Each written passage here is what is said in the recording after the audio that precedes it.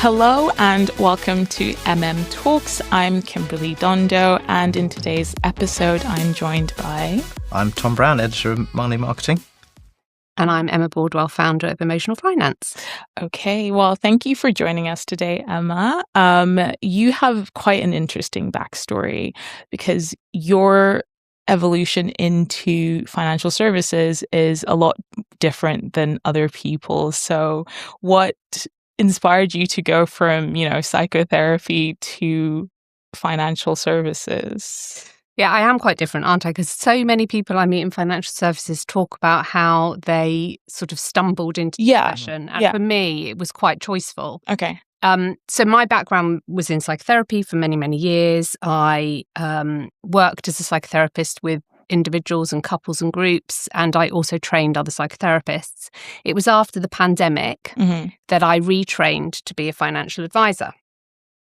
And basically, I noticed that there was such a focus on the technical skills in financial advice that all the relational skills, the emotional literacy was missing. And it was at that point that I decided to found Emotional Finance to fill that gap. Yeah, it is quite emotional. And because of that, you're also our resident agony aunt. I am. We ban the word agony aunt, but it's it's an old-fashioned word, but I guess now discussion when we were you add a layer of depth to the agony aunt label, but it's more elevated than that with Advisor's Dilemma. So how have you found doing that? I'm really enjoying it. I mean, it's funny, isn't it? I've got a sort of a soft spot for the word agony aunt because for me, it's reminiscent of my childhood and reading agony aunt columns. Where have they gone? And I was inspired, I guess it came from, I'm inspired by a few agony aunt writers. So I follow Philippa Perry, who's a psychotherapist, and I'm going to forget her name now. There's a writer who's written a book under the pseudonym of Dear Sugar, that I read and is absolutely brilliant. And so I've always kind of had that romantic idea in my head. And then when I started to work in this space, in financial services space, and noticed how little attention gets placed on the relational and emotional aspects of the role, as I was just saying, I was like, oh, this feels like a really kind of special mix and a really deliberate way to bring that focus in, a really fresh perspective that I hadn't seen anywhere else in this space before. Yeah, and I think an awareness of the sort of behavioural side of advice I've noticed it sort of like has grown more and more. There are more sort of discussions around it, but do you think it's something that the profession still underestimates? I mean, I'm trying to describe the emotional labour involved in being a financial advisor and the impact that has on advisors themselves. I mean, I would go further than that. I don't even think it's underestimated. I think it's pretty much ignored. It's, at different phases. So in the training to be a financial advisor, there's very little talk of the client. There's very little talk of the client-advisor relationship. And, we're humans. We know that relationships have an impact.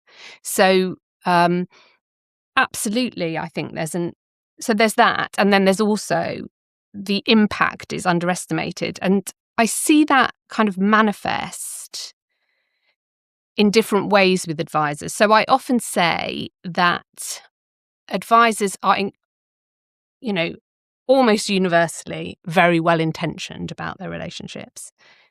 But as an approach to relationships in this space, it's informal, it's instinctive, and it's implicit. There's no kind of making the relational aspect explicit. And so then what happens, in my experience, is advisors kind of default into two extremes.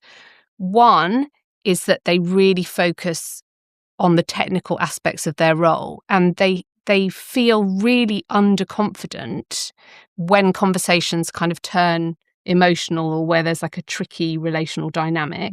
So that's one way that underestimating or lack of intentionality can play out. And that's got consequences, obviously, for advisor and for client.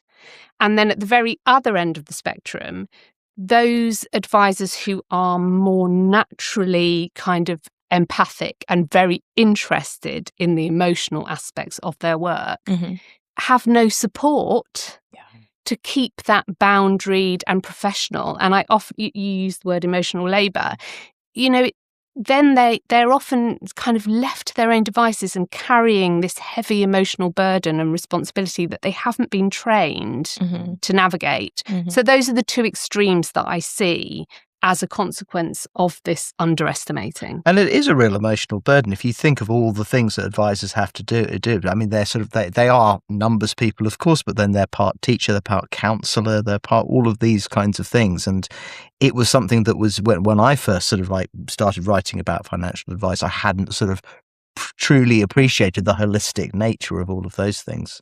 Absolutely. And if we think about it, the most poignant and important points of the advice process are usually in big transitions. Yeah. That might be bereavement, it might be divorce, whatever it might be. And those are the moments that are so emotional in people's lives. And so if advisors aren't supported to attune to that, there's consequences for clients and for them. So there's kind of consequences in terms of client outcomes, but advisor outcomes and business outcomes. Yeah. Yeah. So I think you can't predict what someone's emotional reaction is going to be. No cash flow model is going to tell you what down the line someone's reaction to wanting to go and travel for the whole year might be, or, and I think that's kind of underestimated a little bit. And how do you cope with that? Yeah. Because even with therapists, they have therapists that they talk to to kind of offload what they are taking on from their clients and patients. But financial advisors just take all of that load, that burden, and then continue. Yeah, it's a really good point, because I've done some counselling training myself, not nearly as much as you, but that the way it's safeguarded and boundaried and carefully sort of mapped out, it must be such a contrast with the world of financial advice. Absolutely. And yet, with the changing nature of financial advice, those conversations, and if we think about the FCA and regulation around vulnerability, advisors are expected to be able to have those conversations. So that there's the emotional lens, kind of emotional literacy, to be able to navigate those conversations. But also, and you'll know this if you've done a counselling training, think about how we all respond to different people differently, and those kind of relational dynamics. And I guess this is perhaps more important from a business perspective. I think that we need to be able to reflect on how we're coming across with different clients, not only in terms of demographics and age groups, but also, on a really personal nature. We need to be able to attune into those relationships in order to be able to be the best advisor we can be. Yeah. And obviously, I mean, we're having this discussion at a time when, there's a lot of, chat about AI and technology and things like that can handle sort of technical task, quote unquote. And the line you always hear is, well, this will free up, advisors to do the more human elements of the job. So if you're talking about trust, empathy, listening, this actually becomes more valuable, and there'll be more and more of a focus on it if the other stuff is more and more automated, I guess. Yeah. Would be the argument. Yeah. I mean, I guess where I see that, the lens I take on that is that whilst ever AI dismantles the kind of information asymmetry that financial advice has always rested upon, then portfolios and pensions and technical expertise, that becomes the commodity. Yeah. And that doesn't differentiate an advisor. So it's the relationship. The relationship itself becomes the product. It's relationships that clients will value and pay for. And if we continue to approach relationships in this slightly ad hoc, well-intentioned, but we're not being rigorous and we're not being intentional about building the skills that you need to become an ideal advisor, then then the risk is that that value doesn't get materialized. It doesn't get made explicit. Mm-hmm. Yeah. That's a good point. I was wondering, what are some of the challenges that you've seen advisors coming to you with the most when dealing with clients? Well, my brain goes in two different directions there. My brain goes in part to the advisors that I work with through my training and my consultancy practice, but also in terms of the questions and the dilemmas that we get from people sending into the advisor's dilemma. Yeah. I work with a lot of early career advisors in the training arm of my business. And often, because the training is so technical, they often worry about not knowing, because for them, the training suggests that a good advisor is one who has the technical answer. Okay. So often I spend quite a bit of time supporting them to unlearn that and to realize that that is, and the data and the research underlines that isn't what clients value. It's okay not to have the technical knowledge at the touch, can't think of the right term there, but immediately. It's far more important to build trust, to build a sense of connection with clients so that you understand them, of course, because that's important to be able to offer the best advice to them, the best recommendations. But in terms of what they value, it's about clients feeling known. And then it's often about building a working alliance explicitly where advisors learn that, of course, they have the expertise and the technical skills, but their clients are experts on them, on themselves, and how the decisions or the recommendations advisors make are going to fit in the landscape of their lives. So that's a really important facet of what early career advisors bring to me. And I see them grow in kind of confidence and competence. And I'm remembering an advisor who was early career advisor who was really intimidated by having his practice worked a lot with people approaching or near, or who had recently retired. Yeah. And the question that often early career advisors ask is, well, how can I relate to them? I've got no, lived experience of that. Yeah. And I think we all know that you don't need lived experience of something to be able to attune, to be able to offer empathy, to be curious, to build a relationship. And often clients love that fresh perspective. They don't necessarily need someone who's been there, done that and has the advice because they've done it. Yeah. They want a fresh perspective. So that's what I see in terms of the early career advisors that I work with. Later on, more seasoned advisors, I often find the ones that come to me because there are some who are quite stuck in their ways and it's working for them. So why would they be interested? But those who do come to me are either just really curious and really kind of growth mindset orientated and want to get better and want to learn, or they've become quite stagnant and stuck and a bit bored. Yeah. And they really feel energized by a fresh perspective, by being able to think about things from a different angle. So that's what I would, and also, just generally, advisors and firms who are aware of this huge shift, and that if they continue to carry on in the way that they have been doing, they become, they're aware they've become irrelevant. Yeah. Well, there's a couple of points I'll just pick up from what you said. First of all, the point about younger advisors. Because I did a piece on this perception that people won't want to listen to younger advisors. Oh, what do you know about the world type thing. But actually, it is largely a perception, because I talked to a number of advisors, who were sort of under 30, but some of them just qualified in their mid-20s or what have you. And they said, generally speaking, if you have that empathetic connection, that doesn't really come up at all. And it's something that you can get in your head as a younger advisor, that this will be the case. But in fact, it isn't. You mentioned the word empathy.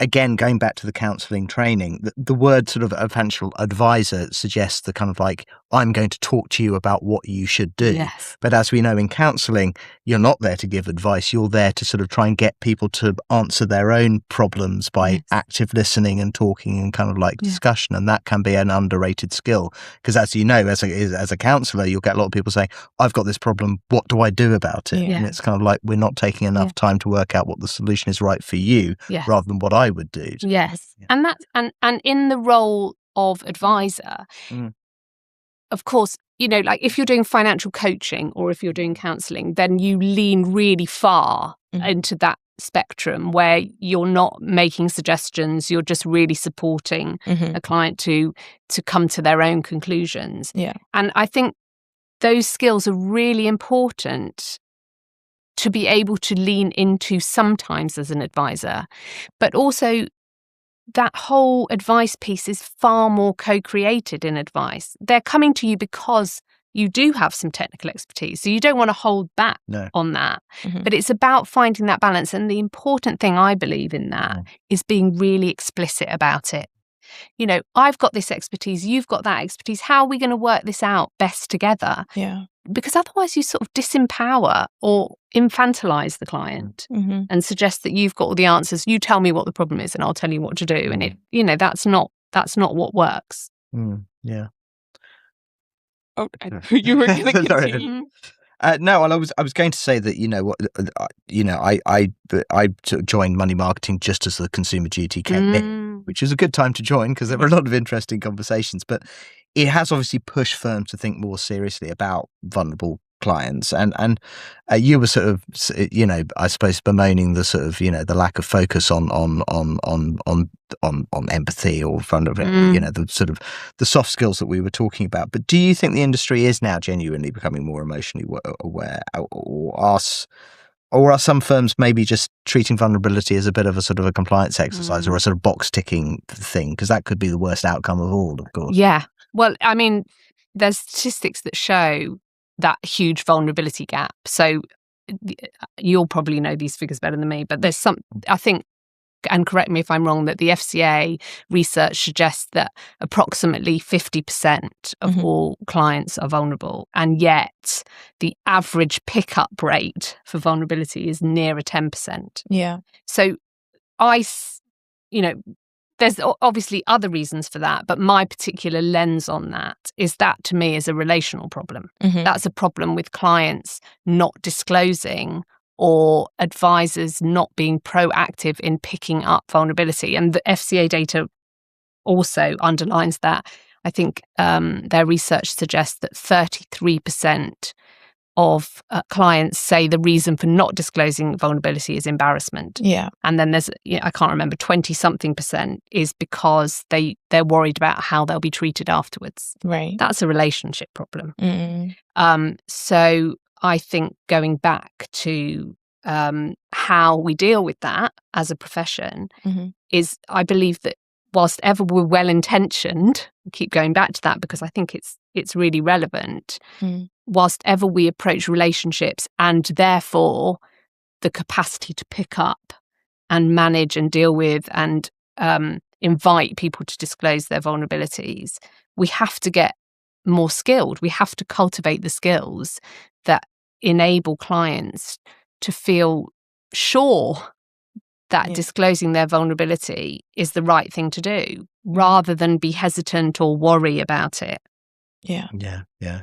I do wonder, though, I remember one of the first weekend essays when I started at money marketing years ago was because at the time I was very obsessed with Reddit, which is, I guess, my version of agony on. But instead of actual professionals answering questions, it's just any random 13-year-old on the internet. Probably. You're saying they're not all professionals on Reddit? No, they like to talk like they are, but they are. Sounds like any social media. Yeah, that is very true. But this one is scarier because you genuinely don't know who might be answering. But it was a story I'd come across where a woman, it was based in America, but she was having difficulty with her parents' financial advisor because he seemed to be far too involved in her parents' decision making, and even to when she was I think her parents had promised to pay for her university, and then after having a conversation with the financial advisor, that just stopped, and things like that just kept happening. And she was saying,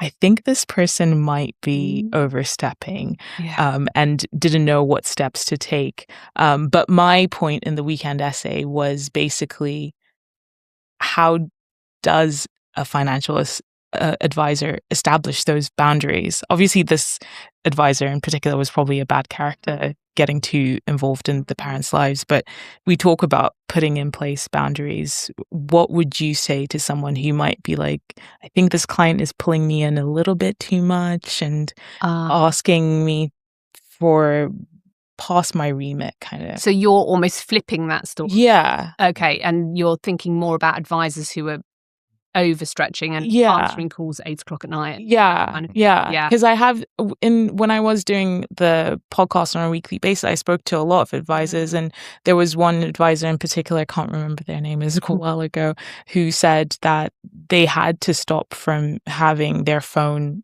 available on weekends because that was happening, and some clients would take that because they were available and they'll just call to ask any question. And it's a relevant question as well. It's a question that's always raised in the counselling world as well, of course, is that boundary, because it's quite an intense emotional connection. And, you can, to step back and sort of like have that sort of professional boundary while it's still being kind of emotionally available and connected, and the dangers of things like transference and counter-transference and things like that, so I suppose that comes into the conversation too. And that goes right back to your first question, doesn't it? That if you don't pay attention to those things, this is what happens, because we're not being intentional and we're not being choiceful about it. And I think I'm going to, you probably have to edit this because I'm saying this word so much, but it comes from a place of good intentions. Right. But without necessarily the training and knowledge of how you can build really connected, important, meaningful relationships that still are really clear with their boundaries, because that's exactly what you do in psychotherapy or counselling, isn't it? Yeah. And the most important thing is that you're really explicit about it, because it's not really fair to expect clients to figure that out themselves. Yeah, they have no idea. Yeah, like it's not their job to and certain clients, as in psychotherapy or in any profession, are either going to push that boundary, or they're going to not ask as much as they want to for fear of how it might come across. And that's why we as advisors need to take the lead. We first of all need to do our own work to figure out, what our boundaries are, what choices, because there's nothing inherently wrong with an advisor saying, I'm available on a Saturday morning, if that's choiceful. So it's about being choiceful, and then it's about communicating explicitly with clients, I think. So do you think that potentially it should be an accreditation when you're training to become an advisor to get those kind of skill sets? I think it should be embedded. I don't think it should be a separate accreditation. It should be embedded in the whole, I think it should be like level 5 or exactly. something. I mean, absolutely. If I had my magic wand, that's what I would do. I would embed it as part of the training to be a financial advisor, because I think to keep missing it out as the profession evolves and develops is it's kind. I'm sort of hesitating to say it, but I'm going to say it. It's negligent. Yeah, it's negligent on the part of the advisors themselves, because you're asking them to do things that they haven't been trained for. Yeah. That doesn't feel fair to me. Yeah. And it's a bit negligent on the clients, especially if that's the value that you're offering, like an ongoing relationship. Yeah. Well, that sort of partly answers what was going to be sort of my final question, which was like, if you could change one thing about the culture of financial advice over the next 5 years, what would it be? And would it be that sort of embedding, I suppose? And then as a sort of supplementary to that, where do, to do the old interview question, where do you see yourself in 5 years? Where do you see you taking your role, given how much the industry is sort of constantly changing? I mean, that is a great question, and one I don't really feel able to answer yet, because on a personal level, I started emotional finance not really sure what I was doing, Right. but also not really sure where it would go. And how it's developed is that it's turned into a training, consultancy, and speaking practice. Yeah. And I actually enjoy all three of those. Yeah. So I wouldn't want to let go of any of them. But I suppose if I take a step out of my own lived experience, the training aspect of this is the one that I think for the wider profession needs the most attention. Yeah. And I'd love that to grow to an extent that I don't feel like I'm the only one or one of the few people trying to push that forward from the perspective of, I mean, psychotherapy is a field that is devoted specifically around building stronger relationships. So I do feel that that's quite a unique perspective that I have. That's not to say that there's not other brilliant people in this space offering training around communication skills and empathy and behavioral psychology. But I do feel that there's something quite distinct about psychotherapy being able to offer the rigor that I believe relationships themselves need, like the focus being in the room between advisor and client rather than outside of the room with client psychology and that kind of thing. Yeah. So I would love for that to be bigger than just me. I think it will be, because when I look, if I'm just being analytical and looking at our stats, I think a lot of our posts or anything that we put out that has something to do with behavioral finance gets a lot of engagement, because I think people are very interested in that and understanding the connection, because like I said, cash flow model, like that, all of that stuff is easy to explain and logical, but humans are not logical. No. So I think, that training will definitely continue to grow. Yeah. But thank you so much for speaking with me today, Emma, and Thank you. Bye. Tom as well. I enjoyed that. Thank you. Thank you.